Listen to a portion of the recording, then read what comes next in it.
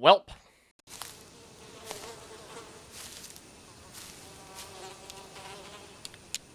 That is one big pile of shit.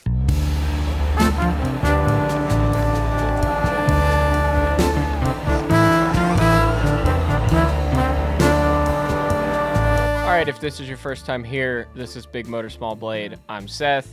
If it's not your first time here, welcome back. I'm just going to be straight up, and I'm just going to say what I think in this one. Not that I don't normally, but I usually hold some punches, just because negativity all the time is kind of fucking depressing. So I usually err on the side of being a little optimistic. I don't feel that way today. I don't. I'll be honest, for the fourth spring race in a row, and since we've gone to the next gen car, Darlington sucked. And I'm just going to be straight up about it. It sucked, and it sucked the entire time. Boy, do I hate being right all the time. Darlington is by far the coolest racetrack we go to, in my opinion. Like, maybe it doesn't have the prestige of an Indianapolis or what used to be the Daytona 500 that's not anymore. But the Southern 500 and Darlington in general should be, like, I think the second most appreciated race on the season. And maybe that's giving people these rose-colored glasses to what we're seeing right now. But I finally found out yesterday that certain people in media, I'm not going to call them out because I'm not going to call them out. But they also agreed with my point. So I'm happy to see it. Darlington, since we've gone to the next gen car, has not had enough tire fall off until 30 some laps into a run, maybe 40, and we usually pit after that. And it's actually usually worse when it's hot out. The one year it was cooler, it was better because they actually run faster and they burn the tires up more, because the next gen car is weird because it's a ground effects car. I don't really understand all that. It's still, I guess that makes sense. I don't know. But yeah, again, for the fourth year in a row now, I say, or I guess, it's fourth year in a row. Fuck it. This is just super disappointing, and it's because we won't admit that there's an issue, and we've adamantly not been able to admit that there's an issue. I watched a terrible race last summer or September. I watched a terrible race that devolved into a stupid NASCAR race at the end, and it got like a 90-something% on the Gluck poll, which people use as like the godsend because the fans don't actually know what they're watching half the time. Most of them don't. I'm sorry. I guess I'm sounding like an enlightened or a self-appointed enlightened fan, but holy shit, I watched the race yesterday. I guess I haven't made a single legitimate point today or yet, but like, I watched the same cars run in the same spot. Yes, to directly address the Reddit NASCAR community, who I see this same comment to all the time. There were battles all over the track all day. Yeah, that's what happens when the cars can't fucking pass each other. That's exactly what's going to happen. There's going to be a battle all day because they're running at the same fucking speed and they can't go anywhere. And the faster cars just stuck. Christopher Bell had like a 30th place race car, okay? Pulls some strategy, ends up in the top 5, stays there for like the next, I don't know exactly where he ended up because it went to overtime, whatever. But he was in the top 5 for like the last 100-something laps with a 30th place race car. It was so bad that Denny Hamlin called him out on the radio and said he needs to shit or get off the pot, I believe is what he said. So it's bad, okay? Like, it's bad. William Byron couldn't get by him. Now, not that I think William Byron was the best car. I'll get into that here in a minute when I'm done rambling. But he was a top 3 car all day, and he couldn't get by him. I think it took him like 30 laps to get by him, maybe 25. Maybe I'm overselling it a little bit, but I don't know. That's not Darlington racing to me. It's too much of an aero game for too long, not enough tire fall off. For the love of God, we need to bring softer tires to this. We need to fix the car. We need to fix the car, but Since we're not going to do that, we need to bring these softer tires. They're pretty good tires. I think it would work here because the track is old as hell for it being in the devil's asshole, pretty much, in South Carolina. Um, it would work, I think. I could be wrong. This car sucks so bad. I don't know. Maybe it would suck too. I don't fucking know. Again, the other thing, there was no fucking blimp. They did a whole throwback scheme for the blimp. And I didn't see it all day. Unless I'm insane, I didn't see it. Where was my blimp? Goodyear. All right, for the rest of this video, I'm going to have my emotional support blimp with me. So, congrats.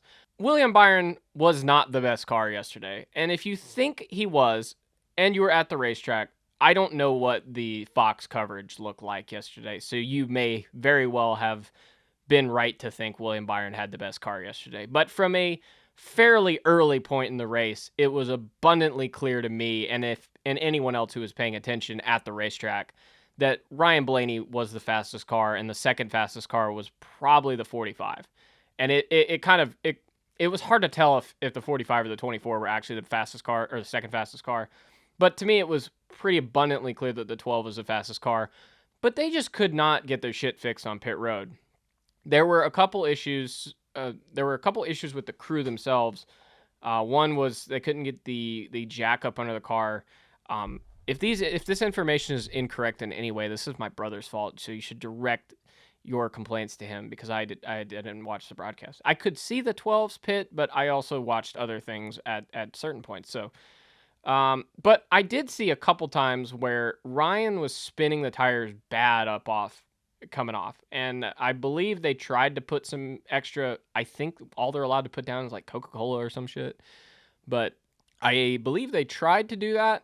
I think it's entirely possible. I'm not exactly sure how much better of an angle he could have gotten, but it looked like he had to cut it pretty hard to the right, and he didn't even have a box behind him. So I almost feel like Ryan could have done a better job of positioning himself in the box and not setting himself up to do that. I don't know. I'd have to really actually go back and look at it on with the onboards, look at his pit stops and see if I'm being fair or not. I don't think he was fucking up like generationally bad or anything. Like in the moment, I didn't realize what was happening, and I was kind of like I'm not pulling for Ryan Blaney necessarily, but you know, when I see a car that fast and they have to make up 4 spots every stop, that's frustrating as just a casual observer. All right, so the 45 and the 12 short pit the 24. They tried to do this earlier in the race too. Oh yes, we can talk about this. I had almost forgotten how mad I was about this. We had another set of pit stop sequences where the 24 stayed out long, and the 12 and the 45 short pit. And the 6 car didn't get the lug nut on. He spun the car, half spun the car in turn 4. Apparently, I say apparently, threw the lug nut out. They picked it up at like on the paint off of 4, like way off of 4, like damn near the straightaway. And that was several laps before. So it appeared in the moment like they were trying to wait for the 2 faster cars to unlap themselves. I'm not being a conspiracy theorist. That is what it appeared like. Either that or they are incompetent. But my issue with it is it's very far off the racetrack. I understand at some point you need to pick it up. But my issue is I don't like waiting if that's what they did. I don't like waiting. And let me finish my first thought before I go on to my second thought because I'm stupid. I don't like waiting on 2 of the cars to do it and then throwing them for the other ones. At that point, I feel like whether you intended to or not, you needed to let the pit cycle play out and just warn everybody. Because at that point, you've kind of messed with what should have happened, kind of anyway, by waiting 3-4 laps, whatever it was, to throw the caution. And I don't know. I don't know if that made a lick of sense, but I'm going to roll with it. All right, so on the last green flag cycle of pit stops, the 24 tried the same strategy. The caution did not come out, and it did not work out for him. And like I said, he was mired behind the 20 of Christopher Bell for basically the rest of that run. I think he eventually did get by him, but I never saw it. I saw it, but I don't remember when it happened. But yeah, that left the 45 of Tyler Reddick way out in front, and the 12 of Ryan Blaney, I think he was 5 or 6 seconds back or something. But like I said, Ryan Blaney on the long run had the fastest car all day. It was apparent. And with about 15 to go, it became apparent that he was reeling him in hard, big time. And I genuinely didn't think he was going to get there in time, or he might get there late. But 4 or 5 laps to go, whatever it ended up being, he was there and alongside of him and made slight contact, Chuck.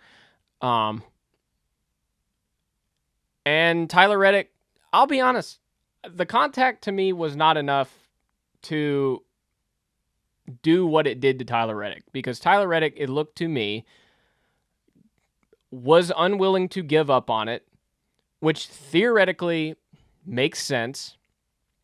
But in the situation he was in, as much slower as he was than Ryan Blaney, I mean, he had gone from 4 seconds up to beside him in 10 laps. He was significantly slower at that point. I struggle to understand why he's trying to play hero on the outside of him. Like, not even in front of him anymore. On the outside of him. Live to fight another day, dude. You can finish second here. You're going to finish. You're not going to win at that point. So just finish second. It's fine. It's fine. You're still going for like a regular season title and stuff. So just finish second. I don't understand it. But then of course that led to the incident that apparently is the most controversial thing ever, probably because it's the two most loved and loathed NASCAR drivers currently being a part of it. Kyle Larson had gotten into an accident on his own doing with no one else involved on lap 3. One of those things that Kyle Larson does sometimes. I don't know any other way to put it.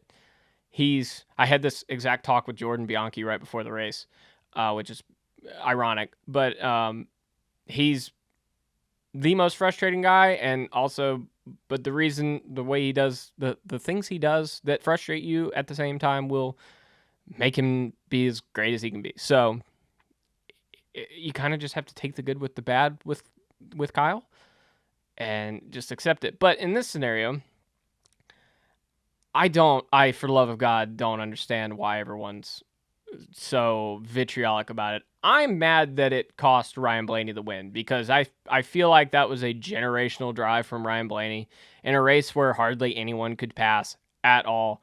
He did the thing with the worst pit stops, and whoever's fault that was, just the worst pit stops, and struggling for track position all day, went up and did the thing, and unfortunately it was undone. But when Tyler Reddick got in the wall, the 5 who had just passed the 23, because he was putting on tires every 20 laps for, I don't really know the reason, but whatever the reason was, they were putting on tires like every 20 laps. Maybe I bought them, so fuck it, we're using them. And I've seen a bunch of times where guys go up and hit the wall and bounce back and collect cars behind them. So I don't think it is crazy for Kyle Larson to assume that is a possibility and to check up. And it just unfortunately happened directly in front of the 23 car. I'm going to call that a racing deal, and neither side did anything malicious or wrong or fucked it up too bad. It's just a racing deal. Super unfortunate, but it's just a racing deal. And then we go to overtime. And on the pit stop before overtime, Denny Hamlin, of course, who was running third at the time, gets out in front and pretty much won the race from there, because you can't pass. So he won. It was anticlimactic. It was literally as anticlimactic as if, I don't know, we ended the race under caution, which is how it usually is. Like, The race was going to finish anticlimactically if we had finished under green as it was anyway. And that is my biggest argument against overtime to begin with, is that 90% of the time it's a runaway. It's not an interesting finish. We weren't robbed. I wouldn't have felt robbed if the race ended under yellow there. I would have been like, great, good for Blaney. Great, I can go home because this race sucked. Don't let a green-white checkered finish distract you from the fact that the race sucked. That's all I got for this one, I guess. Maybe I'll have some better things to say next week. Maybe. Maybe the tire wear will be ridiculous at Bristol again, and we'll have some fun with it. But until then, I've been Seth, you've been the audience, and I'll see you next time.